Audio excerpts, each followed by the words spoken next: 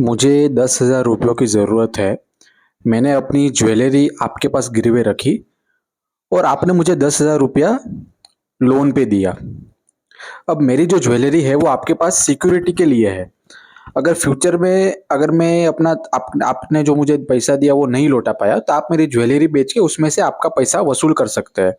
और अगर मैंने आपका जो 10,000 आपने मुझे लोन दिया था वो मैं आपको समय के साथ ही लौटा देता हूँ आपको, तो आप जो है वो मुझे अपनी ज्वेलरी वापस दे दोगे।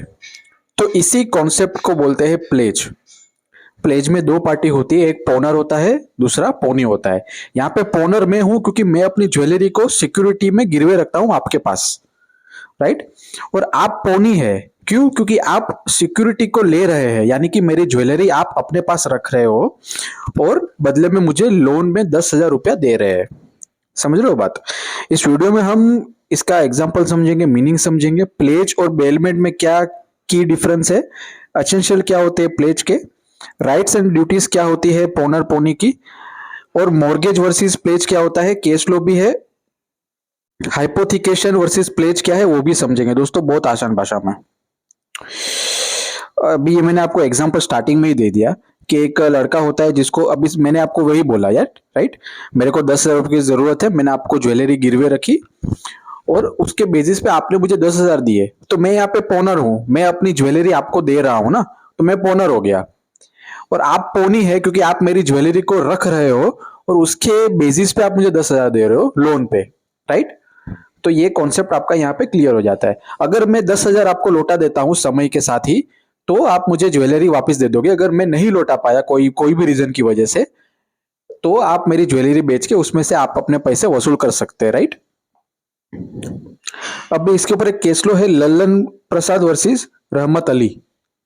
सुप्रीम कोर्ट ने क्या बोला कि प्लेज क्या होता है, पर्सन जो है वो अपनी पर्सनल गुड्स देता है सिक्योरिटी के लिए और उसके ऊपर लोन उठाता है। यहाँ पे मैं अपनी पर्सनल गुड्स दे रहा हूँ, ज्वेलरी वो मेरे पर्सनल प्रॉपर्टी है, गुड्स है वो, राइट। तो मैं वो आपको दे रहा हूँ सिक्योरिटी के तौर पे और आप मुझे पैसे दे रहे हैं। तो यही बोला है सुप्रीम कोर्ट ने इस केस में। अब सबसे मेन जो कंफ्यूजिंग कॉन्सेप्ट है ना, वो प्लेज वर्सेस बेलमेंट है। देखिए दोस्तों, दोनों ऑलमोस्ट सेम है, सिर्फ फर्क क्या है पता है? जो प्लेज होता है ना, उसमें आप सिक्योरिटी के तौर पे आप कोई गुड्स देते हो सामने वाले को। यहाँ पे मैं क्या कर रहा हूँ, मैं आपको अपना गुड्स यानी कि जो ज्वेलरी है वो मैं आपको दे रहा हूँ और उसके ऊपर आप मुझे लोन दे रहे हो, राइट। अगर मैं नहीं नहीं लौटा पाया पैसा तो आप मेरा ज्वेलरी बेच दोगे और आपको आपका पैसा मिल जाएगा। अगर मैं पैसा लौटा देता हूँ, जो भी अपना एग्रीमेंट था उस हिसाब से, तो आप मुझे ज्वेलरी वापस दे दोगे। ये हो गया प्लेज। अब बेलमेंट में क्या होता है, एक आपको मैं एक एग्जांपल से समझाता हूँ। देखिए, मेरी अगर घड़ी खराब हो जाती है, मैंने दुकान वाले को अपनी घड़ी दे दी और शाम को मैंने, जैसे ही दुकान वाले ने उसको रिपेयर कर दिया, मैंने घड़ी वापस ले लिया और दुकान वाले को मैं पैसा देता हूं रिपेयरिंग चार्ज का। तो प्लेज और बेलमेंट में सिमिलरिटी क्या है पता है? दोनों में गुड्स मैं दूसरे को दे रहा हूं। पहले प्लेज में क्या होता है, मैं आपको गुड्स दे रहा हूं ना, ज्वेलरी दे रहा हूं, क्यों? क्योंकि आप मुझे लोन दे रहे हो 10,000 रुपया। लेकिन बेलमेंट में क्या होता है, मैं अपनी घड़ी, वो भी एक गुड्स ही हो गया, वो मैं दुकान वाले को देता हूं, राइट। दोनों में मैं ही दे रहा हूं गुड्स। एक मैं ज्वेलरी आपको दे रहा हूं, दूसरे में घड़ी मैं दूसरे दुकान वाले को दे रहा हूं। लेकिन बेलमेंट में क्या होता है, कोई लोन नहीं ले रहा मैं। यहाँ पे एक पर्पस है। पर्पस क्या है? घड़ी को रिपेयर करना। जैसे ही वो पर्पस पूरा होता है, यानी कि जैसे ही वो दुकान वाला घड़ी को रिपेयर कर देता है, वो घड़ी मैं दुकान वाले के पास से वापिस ले लूंगा।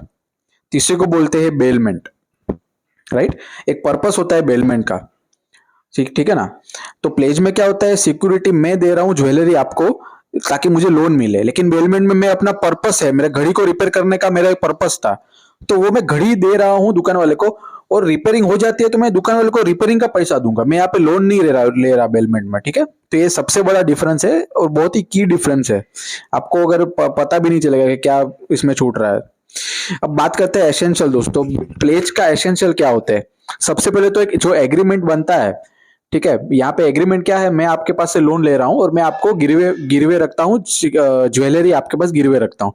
तो ये जो एग्रीमेंट है वो वैलिड होना चाहिए, ऑफर एंड एक्सेप्टेंस होनी चाहिए। दूसरा है डिलीवरी ऑफ गुड्स। मैं अपनी जो गुड्स है यानी कि जो ज्वेलरी है वो मैं आपको दे रहा हूँ, राइट। तो यहाँ पे डिलीवरी ऑफ गुड्स हो रही है ना, ये एक बहुत ही एसेंशियल पार्ट है प्लेज का। समझ रहे हो बात? अब बात करते हैं डिलीवरी के टाइप्स की। डिलीवरी दो तरह की होती है, एक्चुअल डिलीवरी और कंस्ट्रक्टिव डिलीवरी। एक्चुअल डिलीवरी में क्या होता है, मैं जो है अपने हाथों से जो मेरा ज्वेलरी का जो डब्बा है वो अपने आपके हाथों में थमा दूंगा। अब आपके पास मेरा ज्वेलरी आपके हाथों में पड़ा है, राइट? आप अपने घर पे उसको रख सकते हैं, या तो आप अपनी आपका जो ऑफिस है वहां पे रख सकते हैं। तो पोजेशन आपको एक्चुअली में पोजेशन मिल रहा है, समझ रहे हो? कंस्ट्रक्टिव डिलीवरी में क्या होता है, मैं आपको मेरे लॉकर का चाबी दे दूंगा जिसमें ज्वेलरी पड़ी है। तो फिलहाल तो आपके हाथ में सिर्फ चाबी है, ज्वेलरी आपके हाथ में नहीं है, समझ रहे हो? ज्वेलरी तो मैं अपने लॉकर में जहां पे रखा है वहीं पे पड़ी है। तो इसीलिए यहाँ पे क्या होता है कंस्ट्रक्टिव में, एक्चुअली में आपके हाथ में ज्वेलरी, आपको डब्बा खोल के देख नहीं सकते हो ना। एक्चुअल डिलीवरी में क्या होता है कि आपको मैं समझो मेरी ज्वेलरी का डब्बा दे रहा हूं, आप डब्बा खोल के देख रहे हो, अरे हाँ ज्वेलरी है। तो इसको तो डिलीवरी हकीकत में हुई है, एक्चुअल में डिलीवरी होती है, तो इसको एक्चुअल डिलीवरी बोलते हैं। फिर आप उस ज्वेलरी को आप अपने घर पे लेके जाओ या अपने ऑफिस में रखवा दो संभाल के, राइट? कंस्ट्रक्टिव में क्या होता है कि आपको मैं अपना तिजोरी का चाबी दे देता हूँ कि भाई ये रखो, आपको मैं अपनी तिजोरी का लॉकर की चाबी दे रहा हूँ, उसमें मेरा ज्वेलरी पड़ा है इतने लाख का, और मैं आपको चाबी थमा रहा हूँ। क्योंकि तिजोरी तो समझो वेल्डिंग होके वहां पे पड़ी है ना, मैं उसको उठा के तो लेके नहीं जाऊंगा, बराबर है ना?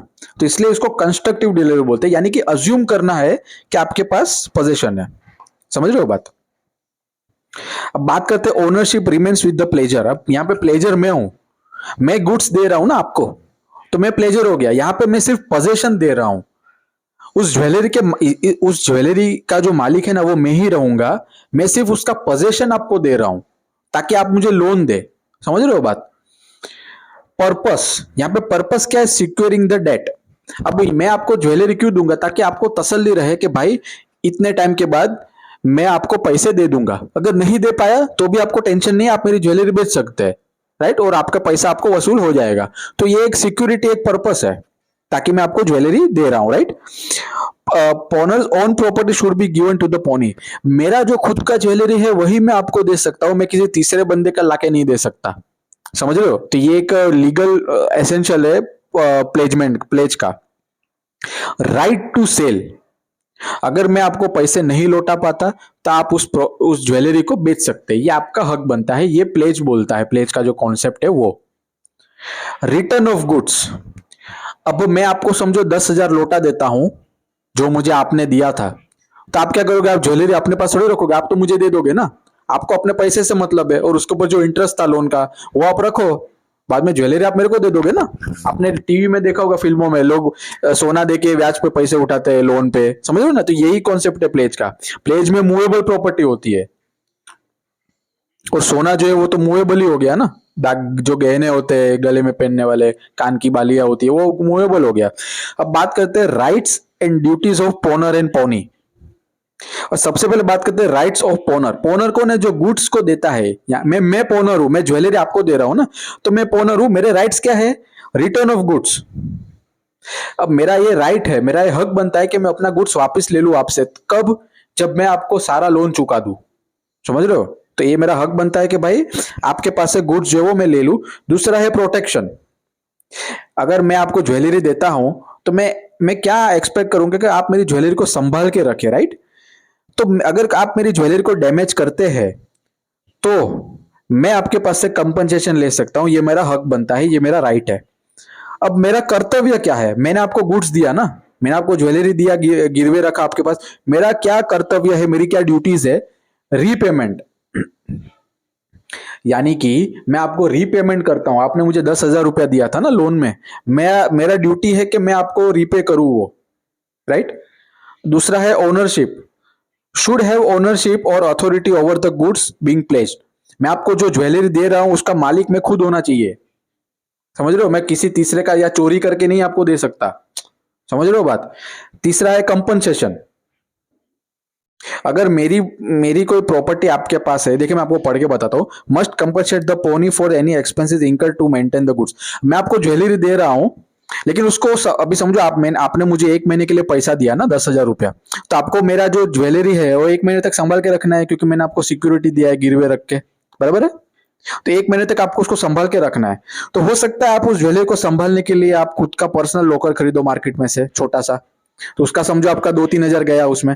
तो मेरा ये कर्तव्य है कि मैं आपको पेमेंट करूं उस लोकर का भी, क्योंकि आप मेरी प्रॉपर्टी को संभाल के रख रहे हो ना अपने पास। आप अपना ज्वेलरी को ऐसे घर में खुला तो नहीं छोड़ दोगे आलू के तरह, है ना। तो मेरा कर्तव्य है कि मैं आपको कंपनसेशन या फिर एक्सपेंस दूं ताकि आप मेरी प्रॉपर्टी को संभाल के रख पाए। चौथा है डिस्क्लोज इश्यूज इन गुड्स। अगर मैं आपको कोई चीज देता हूं गिरवे रखने को, तो मेरा ड्यूटी है कि मैं आपको उसको बताऊं, राइट, ताकि आपको आगे जाके कोई प्रॉब्लम ना हो। अब बात करते हैं राइट्स ऑफ द पोनी। अब आपका क्या राइट है? अब तक तो मैंने राइट्स एंड ड्यूटी मेरा बताया, मैं पोनर हूं। पोनी आप है, आप मेरी ज्वेलरी को रख रहे हो ना सिक्योरिटी के लिए, राइट। तो आपका क्या राइट है मैं आपको बताता हूं। Retention of goods. अगर मैं अपना, देखिए, आपका राइट है मेरा ज्वेलरी आपके पास खुद के पास रखना, क्योंकि तो ही आप मुझे लोन दोगे ना।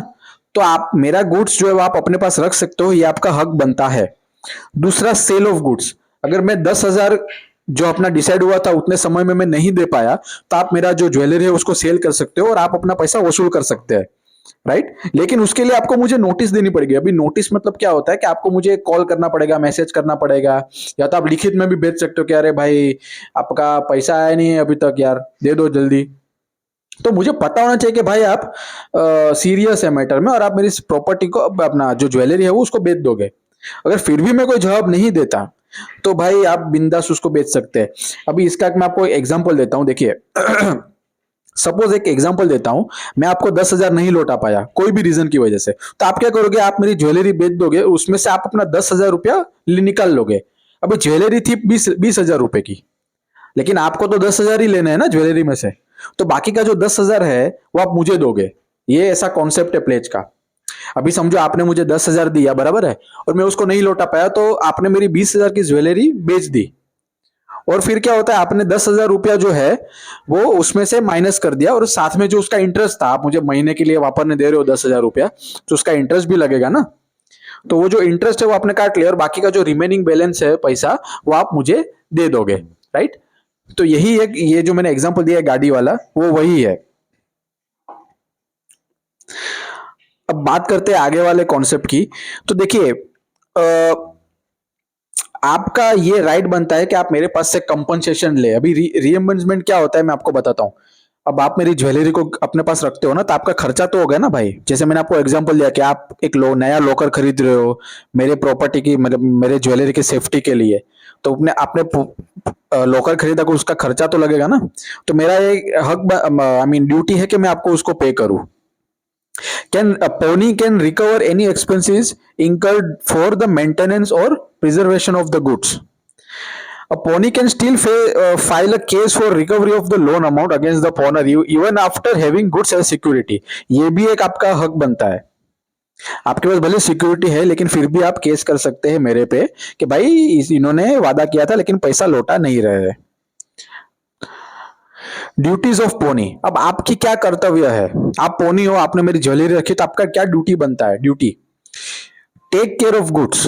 अब जाहिर सी बात है, आप मेरी ज्वेलरी रख रहे हो तो आप उसको संभाल के रखोगे ना, ये आपका कर्तव्य है। दूसरा, रिटर्न ऑफ गुड्स। अगर मैं आपको 10,000 रुपया जो आपके पास से लोन लिया था वो मैं वापस कर रहा हूं आपको, तो आपको मेरे गुड्स वापस देने पड़ेंगे। ये आपका सबसे मेन ड्यूटी है। दो, तीसरा है to give inspection right to the pawnee. अब मैं आपको ज्वेलरी दे रहा हूं, समझो आपने मुझे 10,000 रुपया दिया 1 महीने के लिए, और मैंने आपको सिक्योरिटी दिया ज्वेलरी का, गिरवे रख दिया आपके पास। तो यहाँ पे मैं समझो मेरे को मन हुआ कि भाई 15 दिन बाद मैं आपके घर पे आया और जस्ट देखने के लिए कि उस प्रॉपर्टी बराबर है कि नहीं है, यानी कि वो जो ज्वेलरी मैंने आपको डब्बा दिया था, बॉक्स, वो एज इट इज है कि नहीं है। तो आपको मुझे वो राइट देना पड़ेगा। ऐसा नहीं कि भाई मैंने आपको दे दिया तो आप फिर महीने बाद ही मिलोगे। मेरा हक बनता है कि मैं अपनी प्रॉपर्टी को टाइमली उसको चेक करूं जब भी मुझे ऐसा डाउट आए कि भाई आप मेरी प्रॉपर्टी बेच दोगे वगैरह वगैरह। To use goods for specific purpose. देखिए, अब समझो A gives his watch to B, A gives permission to use that. अभी यहाँ पे क्या होता है, एक आदमी होता है जो दूसरे, अभी आप मेरे पास घड़ी है, मैं आपको दे रहा हूं यूज करने के लिए, और साथ में परमिशन भी देता हूं कि भाई आप उसको रखो, और दूसरी परमिशन ये देता हूं कि आप उसको यूज कर सकते हैं। या लेकिन आप क्या करते हो, आप अपने दोस्त को दे देते हो मेरी घड़ी। तो अगर मेरी घड़ी पे कोई स्क्रैच आया, डैमेज हुआ, तो आपको कंपनसेशन देना पड़ेगा। ये तो घड़ी का तो बहुत छोटा एग्जांपल है, मैं आपको एक समझाने के लिए थोड़ा मैं इजी एग्जांपल लिया यहाँ पे। अब एग्जांपल एग्जाम में आप अपने हिसाब से लिख सकते हैं ताकि आपको मार्क्स मिल सके। Give profit to owner. अभी मेरी कोई ज्वेलरी, अब मेरे जो आपको गुड्स दिया था गिरवे रखने के लिए, उसमें से आपको कोई अगर फायदा हो रहा है तो उसका मुझे आपको मुझे प्रॉफिट देना पड़ेगा। अभी समझो मैं आपके पास कोई मूवेबल प्रॉपर्टी ये रखता हूँ गिरवे, और आपने उसको रेंट पे दे दिया। अभी जैसे A gives his car to B gives his car to C on rent. तो जो गाड़ी का रेंट है वो आपको मुझे देना पड़ेगा क्योंकि प्रॉपर्टी मेरी है ना। समझ रहे हो बात? ये गाड़ी वाला सिर्फ एक नॉर्मल एग्जांपल है, आप कोई भी दूसरा एग्जांपल ले सकते हैं। मैंने सिर्फ कॉन्सेप्ट समझाने के लिए आपको ये लिखा है यहाँ पे।